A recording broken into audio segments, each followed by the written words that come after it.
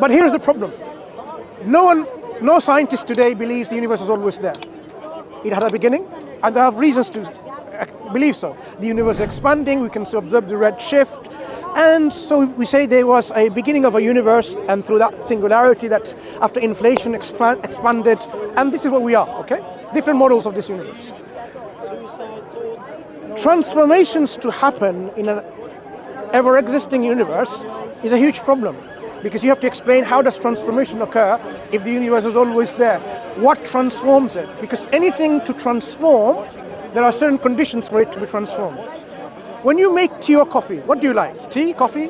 Coffee. Coffee, fine, you're a coffee person. If you are going to go into your kitchen and you have all the materials to make coffee, you have fridge, there's milk, if you like milk in your coffee, and you have sugar, you have water in your sink, the tap, and you have a cooker of some sort where this fire will come or heat, yeah? And you have coffee grounds or whatever, and you have the mug that you use to coffee. All these materials are there, but they're not rearranged to make coffee. They didn't put together in a cup, water, milk, coffee, sugar, and then if you sat there in your kitchen without willing to make coffee, would those things rearrange by themselves and make coffee? So transformation with a desired goal like transformation to make coffee, it will never happen unless it's intended to be made. This universe with transformations after one state or other, with all this beautiful mechanism in place, physical laws governing, otherwise it will be all chaos. But the universe is not chaos, it's very much organized with this physical laws in place. This transformation that happened without anything willing it would not happen, just like your coffee would never be made. We really have to be consistent. So this universe, so being always there, it doesn't make much sense unless you say the universe itself is self-aware with a volitional will to make things and the ability to make things. So you are assigning attributes of a God or a creator from theology, from theism, in which there is a willing agent with self-awareness, consciousness, with power, ability and might, making that. So it's just substitute. I would say that the universe is a much too complex system to make. What you are doing is I think anthropomorphic image of the universe. You're projecting. I'm putting it in perspective. Human ideas of beings, which is a human idea. You are projecting it over the whole universe. How is that a human idea? The human idea is transformation is not a human idea. But the creator is a human idea. No, I'm saying a transformer to transform. Transformer. Let's call this originator or transformer of this universe a transformer. But don't call it God. You compare the universe with a living being, with us. It's anthropomorphic. I'm talking about transformation. Any transformation to take place, the transformer who is going to transform, or that is going to transform, so I'm not making into a person, that thing must, as a prerequisite, have certain characteristics. Self-awareness. Without self-awareness, no transformation will happen. If I have all the elements to make iPhone 17, and I sit there not willing to make it, it will never happen. If I didn't have, okay, let's say I have the will. I have the will to make it, and I don't have the knowledge. I won't be able to make it. But let's say I have some knowledge and I have the will, but I don't have the ability and power. I won't be able to make it. All of these are preconditions or prerequisites to transform into things that we see. That is why belief, as I said, as a Muslim is not coming from a blind faith. They are rationally inquiring, scrutinizing. They are investigating and making inference, sense, using rationality and intellectual inquiry. So something always there requires this something to be like God with all the attributes. So that's like substituting God and making it like not personal, make it impersonal. This is like a one way of like avoiding a personal relationship, why this thing created you. Okay, we can come back to that, but that's what the motive is. So if that doesn't make much sense, then the universe, if it wasn't always there, so either it made itself, which is not which is actually absurd. While you're not existent, you cannot make anything while you're nothing. So it has to be made by something else. Now, question. Something else that makes this universe, again, has to have these three preconditions at least. Then you might say, okay, who made that something? Like your question about who made God. So you can go on asking that question. Who made that thing that made the universe? Okay, who made that thing that made the universe? And you go into an infinite regress. The problem is, if you keep on like this, infinite regress, our universe will never be created. Let me give you an example. Why? It's known very well in scientific philosophical circles as the problem of infinite regress. Suppose, simple example, there is a shooter who's going to shoot the criminal who's convicted and now sentenced to death. Okay? He is the, what's it called? Someone who's going to executioner. He's going to shoot them.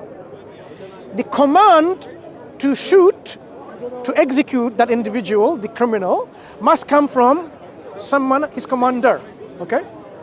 And he has another commander to command him. If there are infinite number of commanders to command each other, like I have to command you to command her to say, shoot. And I have to be commanded by him, he has to be commanded by this gentleman, and it goes on forever and forever without an end. Would you ever receive the command to shoot? If there's never ending? Never. That means if there's infinite number of causation or causes for our universe will never come into existence. The fact that it's here, it's demonstrative that the universe didn't have infinite number of causes. That's why we believe ultimately there is a cause, there is no prior causes. This is the first cause, which itself is self-sufficient and independent. It doesn't need anything. That's why our concept of a creator is self-sufficient, independent. Eternal with no beginning, and being eternal with no beginning, there cannot be any influence by anyone. What about starting? What about so this is like an ontological assumption that you say it has to be ontological. If you say something was already there, then that's the inference we make just by knowing.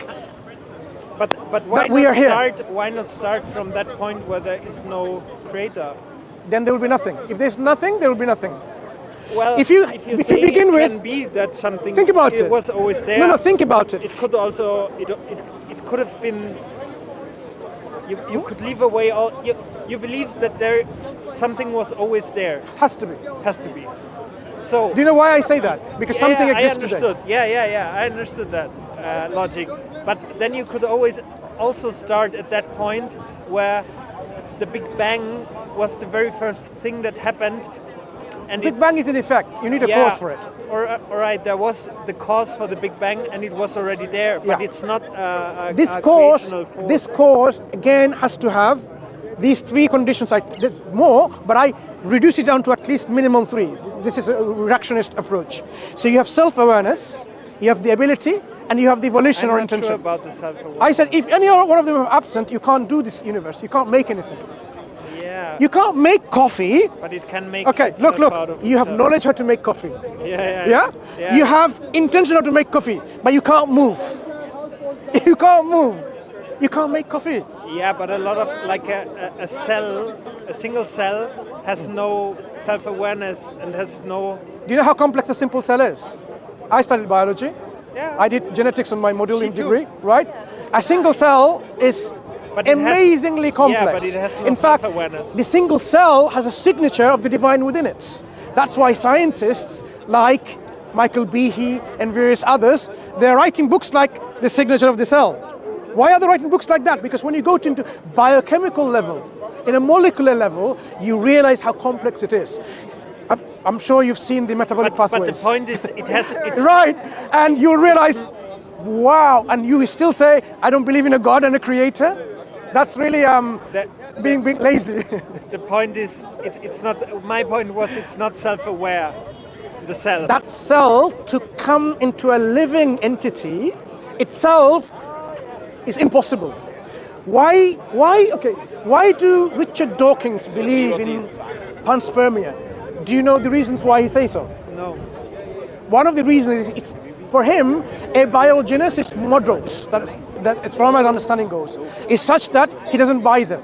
Because it's so complex and so miraculous of this event to occur, he can't simply accept it's possible within our world these things to happen. That's why he's making it, But it is. How? Tell me. The origin of life? Yeah. Tell me how life comes from dead matter. It was just always, there was something happening, physical, chemical processes, again and again, and at some point at a time, something developed. Okay, let's talk about now. You have some, amino acids became peptides, polypeptides. That's there. To get this into a cell is something that But a needs. cell is not the first thing that developed. No. The Okay, so evolution. So there was. so explain to me how Yeah. does simple Water. now how does simple peptides and polypeptides then First step becomes was there living? needed to be water. The first thing was there needed to be water, and after that was You okay? able to be built. No, you have- There needed to be Water water. is- give Cell, everything. A living cell is not the first thing that needs to be there. Beginning of life is what? Yeah. Water.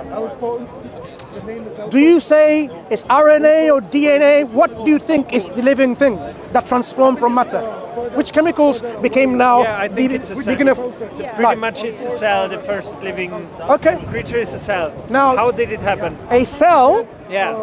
Imagine now you have a cell, okay, in whatever shape or form. That cell, to remain living, Yes.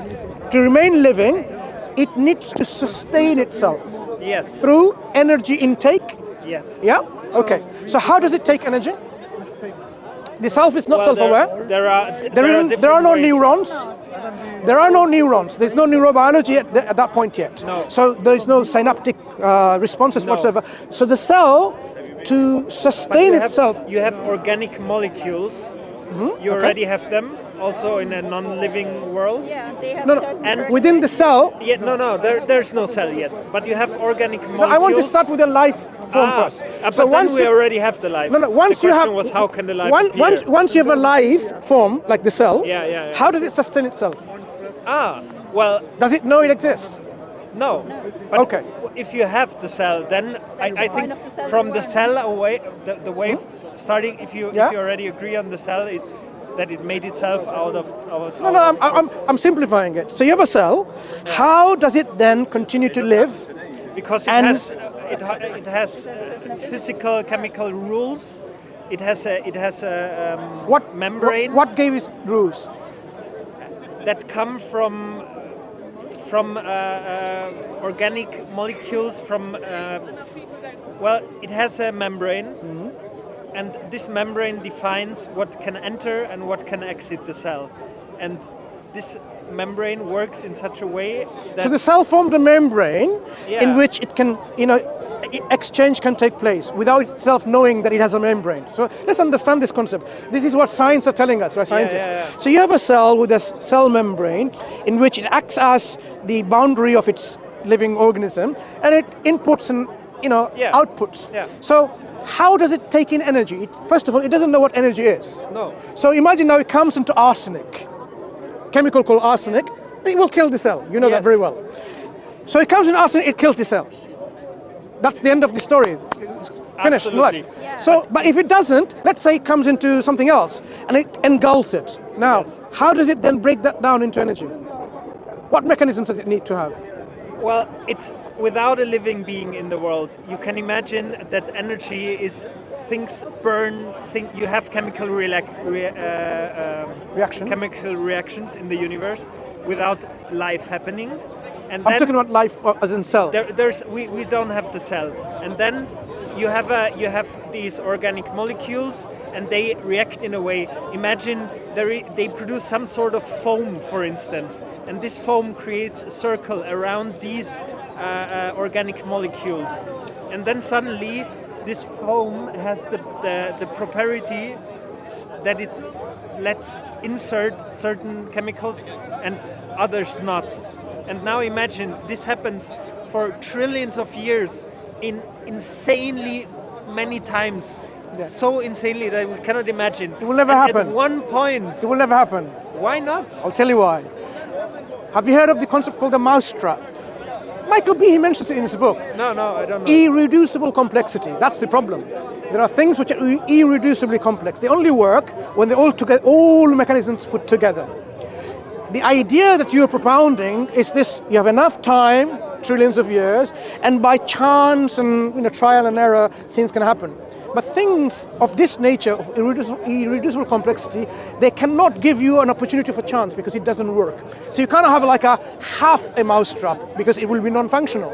It has to have all the components in place. Yeah. And so likewise, a cell, if it doesn't have lysosomes, if it doesn't have Golgi bodies, if it doesn't have mitochondria, if it doesn't have all these things in place, it will not have all this mechanism of translations and excretions and so on. It will not happen. But we are giving so much to the cell that this machine, for example, you want to make DNA. To make DNA, you need proteins. To make proteins, you need ribosomes. It's a catch-22 situation. So if you really go deeply that molecular, you'll realize these things that we are giving so much, automatically that can happen, it's impossible to happen because the machinery is such that you have all this machinery, translation happening, transcription happening. Because you're familiar, I'm talking about all these things. It cannot just simply happen.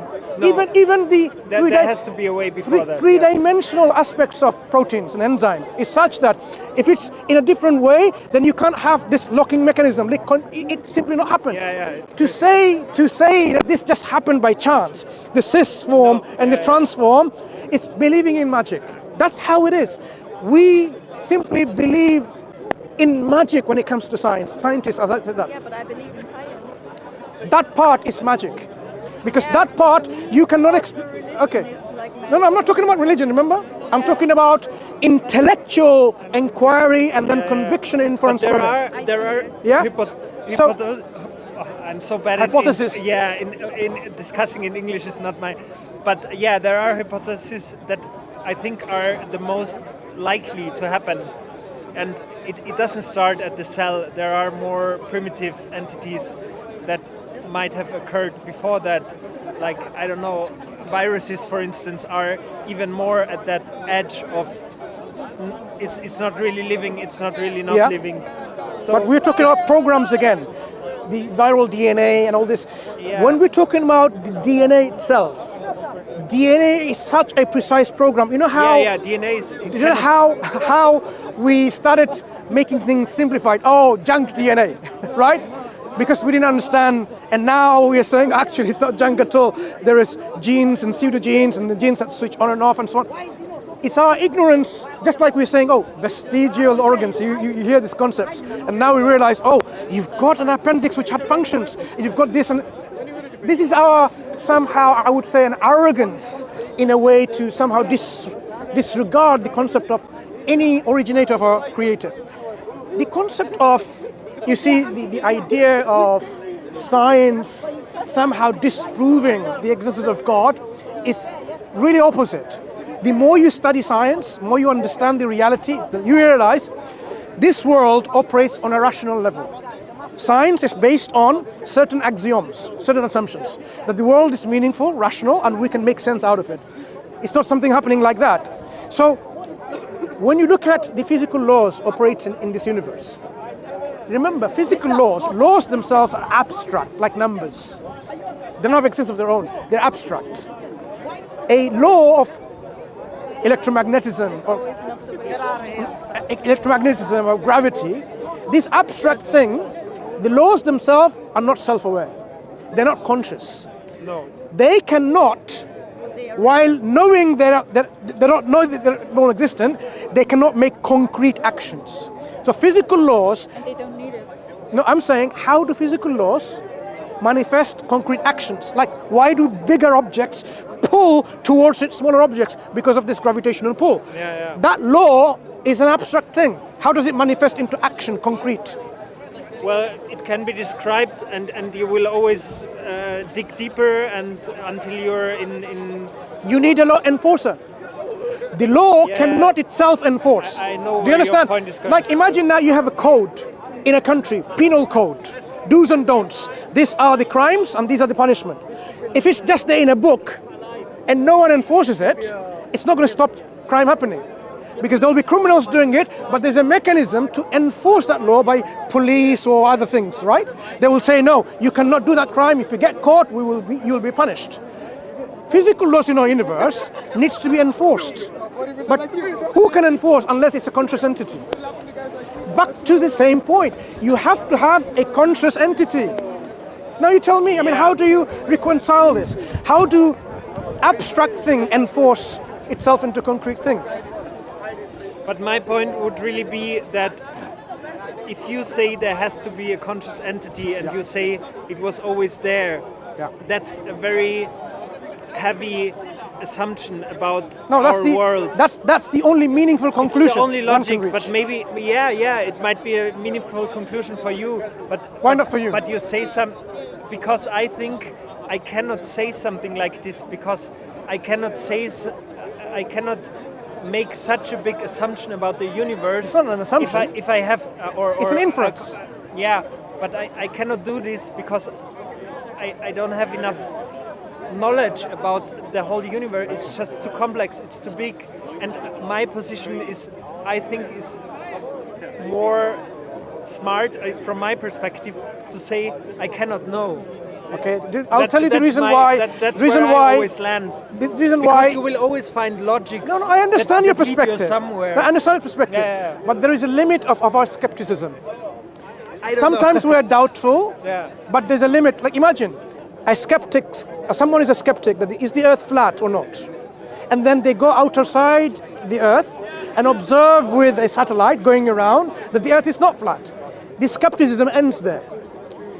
That should be the end of skepticism. Likewise, when we But you cannot do this with the creation of the universe. Now I'm saying with you this universe, the same thing. there's a limit of skepticism about that this universe cannot be self-created, cannot come from nothingness. So it has to be made, originated by, or brought into existence by something. But the big and that difference something, to your example... No, by that something, I say the something has to have these conditions. Yeah. Otherwise, you believe in fairy tales and magic.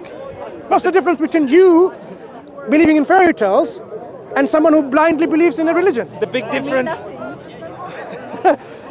We shouldn't be believing in blind faith. That's a blind faith when the inference is that something that originated the universe must necessarily be self-aware, ability and will. And that's what we say, this thing is an entity, we say, the originator of the universe. And then you say, has this originator communicated with us? And we say, we have information everywhere, DNA and RNA. Well, I know likewise, the information comes from our creator. Yeah, I totally understand what you think. Yeah, that's the rational perspective of a human being to accept this reality. But if you don't, I'll tell you something, I'll be blunt. Okay, I'll be blunt. People, especially the scientific community and the majority, the reason they don't want to accept that conclusion, well, there is something, a self-conscious entity that made this universe, is because of what we call the ego. Because human beings don't want something greater than them. Like, oh, what? I was created by someone for a reason? Nah, I don't want, it's called arrogance. They don't want, look, once you know that someone made something. Cannot, the problem, before you made this example with the flat earth. Yeah. And the big difference is, in your example and about talking about the universe, is you can observe the earth, but you cannot observe the universe. Have you observed gravity? What? Gravity. Gravity. Yeah. No. Of course. You can observe it. Yeah. You haven't observed gravity. Jump, and I have observed it. Yes. You see, again, that really shows like we are really going superficial. What you're doing, you're demonstrating the effect of gravity. Not gravity, effect of gravity. Gravity, it's a force. No. But imagine like but effects. Not the cause itself. But take a rubber band. Yeah. You can observe gravity is nothing. No, you're observing the effect that gravity has on it. But you would also say that. So we are saying we are observing the effect of a creator, and yet we are saying no, it's not there. It's not there. Even though you're observing the effects of the cause, the creator.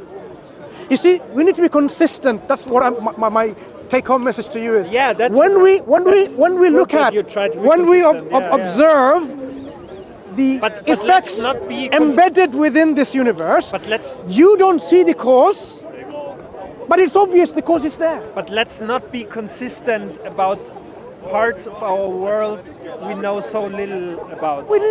We agree we know so little.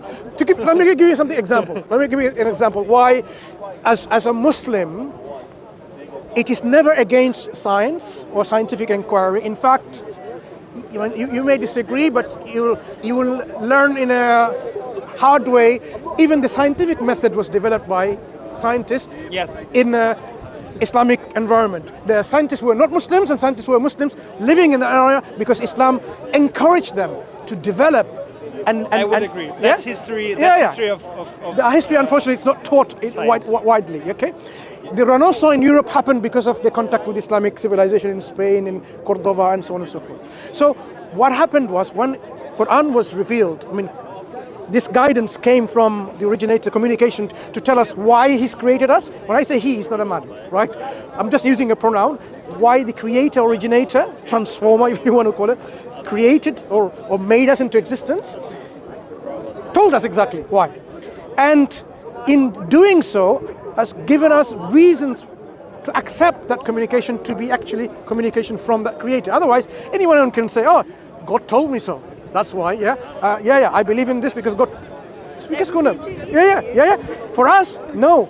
There has to come accompanying evidence and proof with the message. So when the Quran came, like in chapter 16 of the Quran, God says, look, He created the horses and donkeys and mules and so on for you to ride and have decorations, things like this, okay, and many things. And He says, and He created many things that you don't know.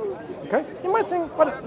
And He says, and it is to God that He guides them or guides it, directs them. Now, and some of this guidance, some of them are crooked, they're inclined. If you think about, like you might think, what's so interesting? There's nothing there. But I want to show you how forward-thinking Quran is to reflect on people to understand the guidance is universal, is timeless. So horses and donkeys, they have their own eyes to see, to guide them to navigate, right? Things that are created later, they will probably not necessarily have their own eyes. A car doesn't have self-awareness eyes. How does it get navigated? GPS, satellites. So what he's saying is, this navigation, God is going to navigate something that's, have their not their own navigation, and some parts are inclined. Look, when aeroplanes go, they don't go straight. Their path is always inclined. Okay? So this path, so in the Quran, that people at that time did not even realize the Quran is talking about in the future there will be guidance by all these transportation mechanisms in which they will have this external guidance being controlled, but not necessarily themselves. And there will be paths that people will take that are not necessarily straight, because always it's going to be inclined like that. This is how forward-thinking some of the messages to Quran says, so that you reflect on it and say, okay, could this been from a man, a shepherd, in a desert, talking about astronomy and astrophysics and so on? The Quran says, God swears by the position of the stars, and He says, if you knew how great that oath is. At that time, people thought, okay, He's just swearing by the stars, right, and the position. What do we know about today about the position of the stars? When you look at a star today, not now, nighttime, is that star there as you see it? Maybe. No, it's not. I'm not exactly at that point. That star that you see maybe billions of years ago, it was there. All you see now is the position of that star. Yeah. That star has moved away somewhere else. So God is saying that, He swears, بِمَوَاقِعَ النُّجُومِ, by the position of the star, but not the stars. If you think about it now, why is someone bringing you to attention that what you are seeing and observing is only a position of the star, not what the star is? Someone in a desert giving you all this. And he says, okay, look, have you not observed? أَوَلَمْ يَرَ الَّذِينَ كَفَرُوا أَنَّ السَّمَاوَاتِ وَالْأَرْضِ كَانَتَا رَتْقًا فَفَتَقْنَاهُمَا وَجَعَلْنَا مِنَ الْمَاءِ كُلَّ شَيْءٍ حَيٍّ أَفَلَا يُؤْمِنُونَ. do not the unbelievers see that the heavens and the earth was joined together as one piece, and God parted it asunder, and He brought every living thing from water? Would you then not believe? Look how the Quran engages with us.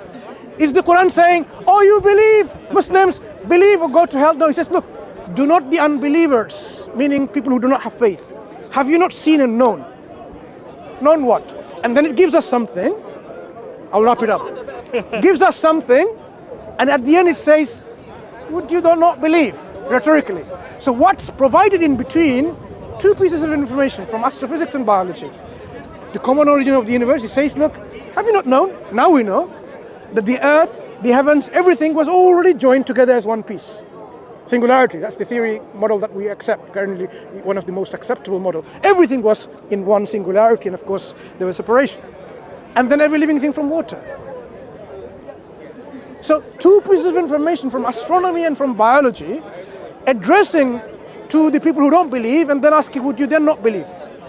This is the precise nature of how the Quran, the book, we say the guidance given to us from our Creator, engages with us, so that we can reflect on it and arrive by our own understanding of the reality of things and say, that's the sign mark of the divine who's given the message. This is evidence itself.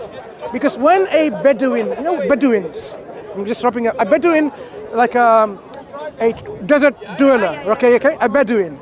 When a Bedouin sees footsteps going along the desert, to them, that's an evidence that someone walked by this way. When they see the evidence of camel droppings, they immediately recognize a camel was there. So the same Bedouin, when they see, this is a proverb, an Arabic proverb, when they see the alteration of day and night, the creation of the day and night, isn't that an evidence of the Creator who created it? So when we look at all the evidence provided to us, rational human beings, and yet we are heedless of this science, then it's our own loss not following that message and understanding the purpose of our creation. And at the end of the day, when we find ourselves that we had a reason of our creation, and now we end up resurrected again by God and saying, now you're going to go to either heaven or hell, place of good happiness or place of misery, and you had the opportunity to make yourself in either of the two places. I gave you the message that this is the purpose of your creation, this is how you should live your life, like you already do. Be good, be kind, just, charitable, be nice, helpful, and establish justice. And don't do these things. Don't kill, don't molest, don't rape, don't ethnically cleanse, and don't commit genocide, and do all the evil things, right? And if you follow the will, and as explained by the spokesperson, the messenger of God, live your life eternally, you have peace on this earth and have peace in the hereafter. Some people are negligent, are lazy to follow this, or even arrogant, I said the other part, to see and not to follow it. Then in the hereafter, they will not have an excuse. Because once they're shown that you had constant guidance come to you. Someone called Mansur in Speaker's Corner, that's my name. He reminded you to think about it. He told you about Islam. He told you why you're not a Muslim. He told you some information from the Quran, and then you didn't reflect on it. You have to have your excuses ready then. But I didn't believe because I was X, Y, and Z. But if you could not provide an excuse there, and of course none of us can, I cannot, you cannot, then we have to be really be careful, how we live our life from now on. So I really recommend you to look into Islam, look into the life of the Prophet, and read the Quran. Can I give you a copy free? No, Please take it. Please give it to someone. No, take it. No. It was really interesting. I would like you to read it. Okay, that's fine. Also, it's okay, no problem. I'm But not what a I'm big saying reader. is, I'm not a big reader, so. no, it's okay. Yeah. Get an app. In fact, what you can do, because you have to go, why don't you listen to the Quran? This is the month of Ramadan. We are fasting, and at the end of the day, we go to the mosque and we listen to the Quran being recited, all of the Quran from beginning to end. But the point I want to make is, listen to the Quran being recited. Check on YouTube and say, okay, Quran recitation, best recitation, whatever. You will see the recitation and see how it resonates with you. Because often people don't understand, when the Quran is given as an oral recitation, itself has a mechanism of connection with our Creator, even if you don't understand Arabic.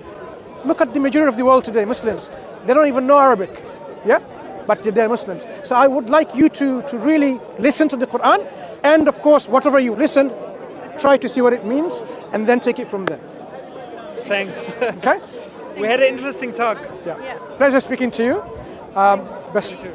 Take Have a care. good time. Take care. Bye. You too. Bye.